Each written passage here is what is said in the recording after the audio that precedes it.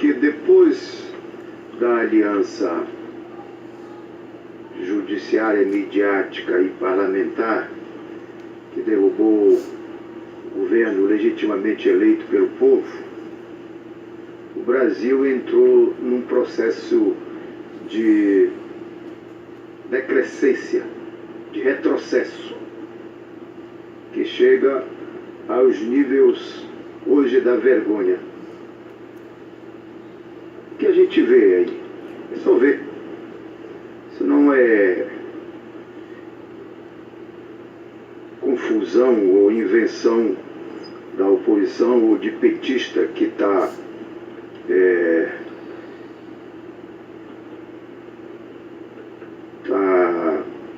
com raiva porque foi demolido do poder, foi tirado do poder na marra. É só ver o que está acontecendo. O episódio, por exemplo, ontem do bate-boca entre o ministro Gilmar Mendes e o Gilmar Barroso, o ministro Barroso, um acusando hoje publicamente que um é conivente, leniente com o banditismo do país, o outro retruca da mesma forma. Quer dizer, a que nível chegou o Supremo Tribunal Federal do nosso país? Coloca em xeque o poder da justiça, o processo democrático que nós construímos no país, onde, a partir da Constituição de 88, que Vossa Excelência participou, onde nós colocamos lá na Constituição, uma das constituições mais modernas do mundo, que está lá, os pressupostos da democracia, papel de cada instância, do Judiciário, do Ministério Público, o arcabouço jurídico ali que se colocou ali foi para exatamente fazer funcionar a democracia do nosso país, as estruturas, o funcionamento. Mas o que nós vemos é o nosso judiciário sendo vergonhosamente colocado no processo das disputas individuais, do ego de cada juiz ao julgar, do mediatismo que está colocado ao julgar os problemas do nosso país, que cai no Supremo. O Ministério Público fazendo, em vez de ser um papel de investigador, cumpre um papel de justiceiro, de polícia, como vemos lá na chamada República de Curitiba. Processo de justiceiros, acompanhado sempre de um processo midiático, para transformar os justiceiros em astros. E nós vemos também o desmonte daquilo que se construiu no país. A reforma, onde aqui foi o Congresso Nacional que foi conivente com a derrubada de direitos que há séculos os trabalhadores já tinham conquistado, o desmonte da CLT, a desestruturação de direitos consagrados na Constituição brasileira, para ter como objetivo a precarização do trabalho, a precarização do emprego, o desmonte de direitos. O que nós estamos vendo é o desmonte de um Estado soberano que nós construímos. O Brasil teve um papel fundamental nos últimos 15 anos em influenciar uma outra geografia econômica mundial, ao ajudar a criar o G20, ao impedir da criação da ALCA na América Latina, e avançou muito mais na relação Sul-Sul, criando os BRICS, e um outro Banco de Desenvolvimento Mundial para assegurar a presença dos países em desenvolvimento, enfrentando um processo imperialista dos países que, a partir do G8, processavam o encaminhamento do Brasil ou do mundo a partir de um projeto neoliberal que é baseado no capital financeiro, sem nenhuma possibilidade de desenvolvimento nacional, onde os estados nacionais vivem com seus problemas internos.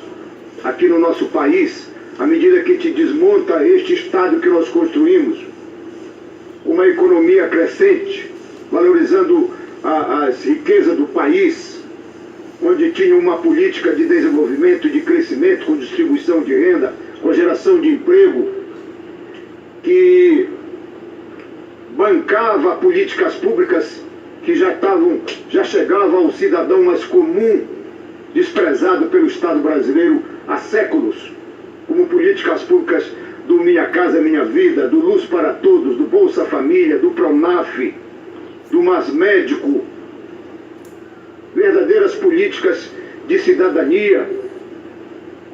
O que nós vemos é um país retrocedendo, aumentando a sua dívida interna e a sua dívida externa, que já nós tínhamos conquistado, inclusive, o pagamento de parte da nossa dívida externa e não eram mais submetidos aos ditames do FMI. Agora o que nós temos de novo é entregando o nosso patrimônio. Agora mesmo um juiz lá do Amazonas suspendeu o leilão de hoje do pré-sal, porque pilhou o governo tentando vender o pré-sal a preço vil. Um verdadeiro desmonte, uma verdadeira entrega do nosso patrimônio para a sanha do capital financeiro internacional.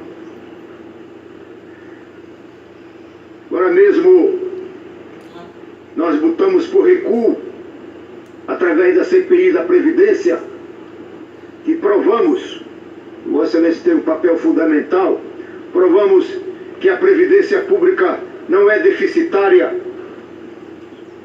é apenas mal manobrada e às vezes mal gestada por aqueles que querem desmontar um Estado brasileiro social que nós construímos para entregar parte da Previdência Pública para o capital financeiro, para os bancos privados.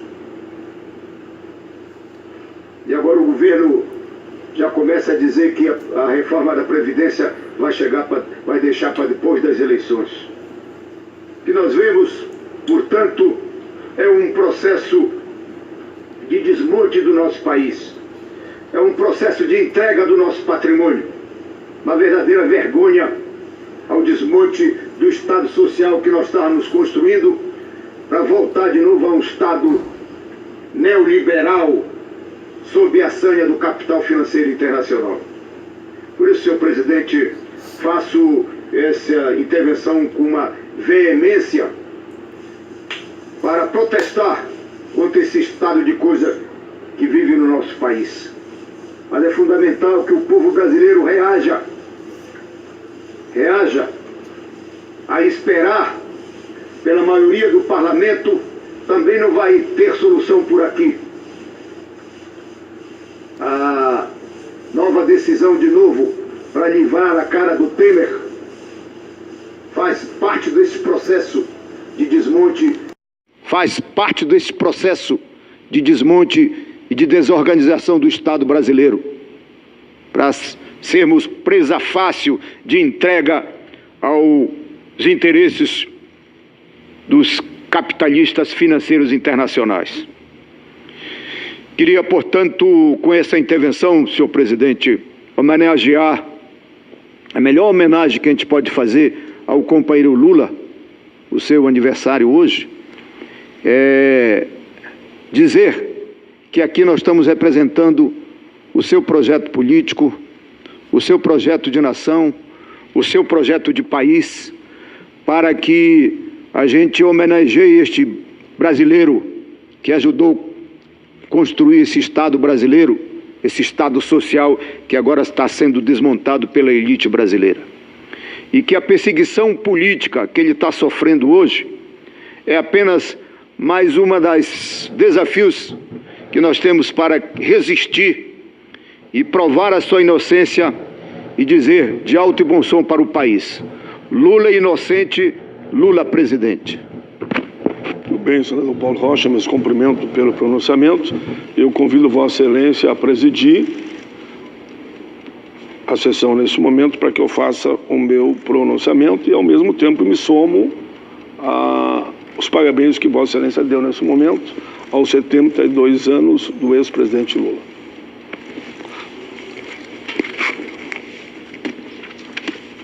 Tem o Hélio José aqui.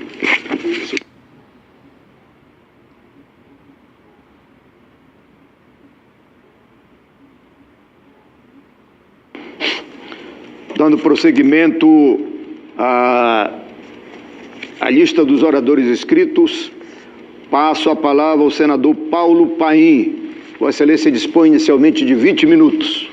Senador Paulo Rocha, tentarei ser breve no meu pronunciamento, mas não posso deixar de comentar o seu pronunciamento. Vossa Excelência está coberto de razão. Sabe que ontem eu participei com nosso querido ex-deputado e deputado distrital Chico Vigilante, do Congresso Nacional dos Vigilantes. E o que eu mais ouvi lá desses trabalhadores da segurança, cumpre um papel fundamental no nosso país, o que está acontecendo com o nosso país. O presidente, para se manter no cargo, compra descaradamente votos na Câmara dos Deputados e todo o Brasil sabe. E fica tudo por isso mesmo. Tenta entregar parte da Amazônia que nenhum presidente tentou no longo da história, nem no tempo da ditadura militar, e é como se estivesse tudo normal. Entregou o direito de todos os trabalhadores com aquela reforma trabalhista, que hoje está sendo contestada pelos juízes, dizendo que não vão aplicá-la, porque não tem como aplicar, e nós tínhamos avisado desta tribuna. Terminou nesse dano que se recebe, onde deu anistia para os grandes devedores, inclusive da Previdência, que a CPI da Previdência mostrou. Terminamos o nosso trabalho, o relatório foi aprovado por unanimidade, senador Paulo Rocha, inclusive pelos senadores da base do governo, que também assinaram a CPI e lá ficaram convencidos, porque aprovaram por unanimidade e estavam presentes. Fizeram, inclusive, depoimentos lá, de que, de fato, a nossa Previdência é uma questão de gestão. É isso que nós lá redigimos, e o senador Hélio José provavelmente vai estar aqui, se não fala hoje, vai falar na segunda, tenho certeza disso, mais sobre o trabalho feito. Eu queria aqui cumprimentar todas as entidades, da área pública, da área privada, empresários, trabalhadores, os mais variados setores que estiveram lá. Ninguém advogou, ninguém. Foram mais de 100 convidados, em torno de 36 reuniões, delas quase 30 só audiências públicas. Ninguém contestou o encaminhamento que fizemos e o relatório aprovado, que deixa claro: só combater a sonegação, a corrupção, o desvio do dinheiro da Previdência, deixarem de aprovar estado de refis, que é a renegociação que o grande devedor diz: devo, não nego, não pago, estou esperando a anistia do Congresso e por isso não estou pagando. É mais ou menos isso, a novela que nós vimos lá.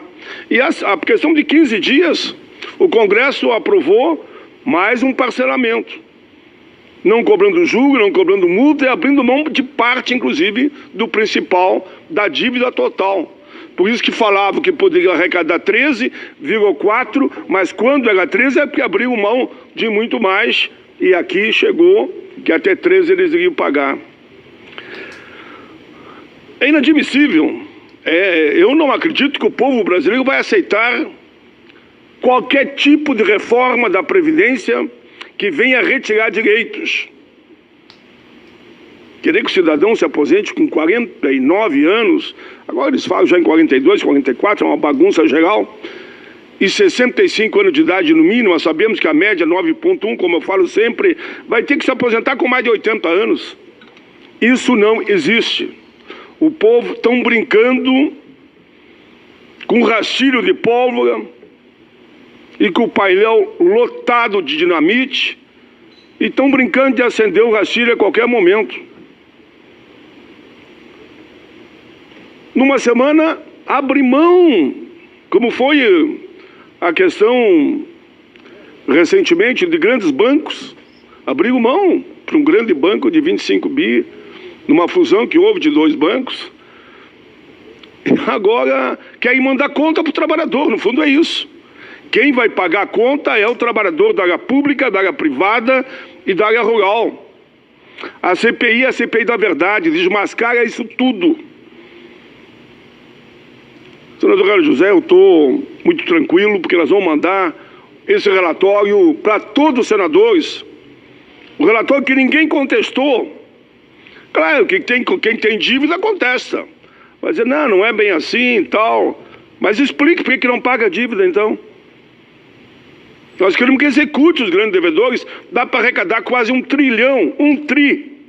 E a tal de reforma dizem que vai arrecadar 170 milhões, uns falam, porque os números mudam toda hora, né? Outros dizem que poderá arrecadar 200 milhões. Que de dívida pronta para ser executada tem quase 500 bi. Mas tem mais outros 500 bi que estão sendo processados. Mas assim mesmo, de dívida pronta com a União, não só a Previdência, mas outras contribuições não pagas, outros tributos, chega assim a 1 tri. Então execute esse 1 tri. É 1 trilhão que vai entrar nas contas da União, que vai 456, 500 para a Previdência, resolve a questão da Previdência. E nós, via projetos, via emendas condicionais, nós estamos dando para o Executivo todos os instrumentos para executar os grandes devedores. E não querer que quem ganha salário mínimo, ou quem ganha até 10 salário mínimo, que ninguém se aposenta com 10, aqui hoje no Brasil, a aposentadoria mesmo na área pública, depois que foi mudado a lei, é o regime geral para todo mundo, que se aposenta com o máximo é com 5.700. É daí para baixo. É desses que eles querem tirar, que ninguém no Brasil se aposenta com mais, nem da área pública, nem da área privada, seja do campo ou da cidade. É desses que eles querem tirar. E nós não podemos deixar. Tem que ter um pacto de honra do povo brasileiro com as eleições de 2018. Pacto de honra. Não podemos votar naqueles que querem tirar o teu direito de se aposentar. O que é isso? E dinheiro não falta.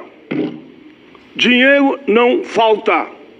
Ontem eu dava uma entrevista para a emissora do Rio Grande do Sul e a jornalista, a radialista que me entrevistava dizia, não, eu li o relatório, estou convicto que o problema...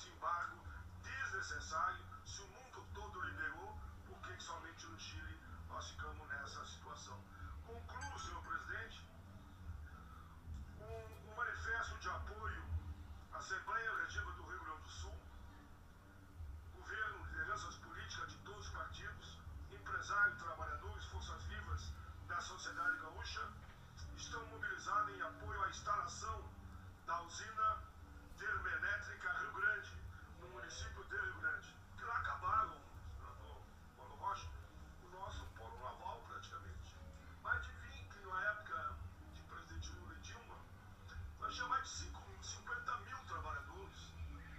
Hoje, demitiram a ampla maioria desses trabalhadores. A cidade está sofrendo muito e a instalação dessa usina termoelétrica seguiu um avanço, já que milhares e milhares foram demitidos. Em resumo, a unidade deveria entrar em funcionamento nos próximos 2 anos, mas a concessão do leilão realizado em 2014 foi revogado pela Agência Nacional de Energia Elétrica, ANEEL, devido à dificuldade da empresa vencedora da licitação. A usina é de extrema importância para a economia do Rio Grande do Sul, para a economia gaúcha. O projeto prevê a geração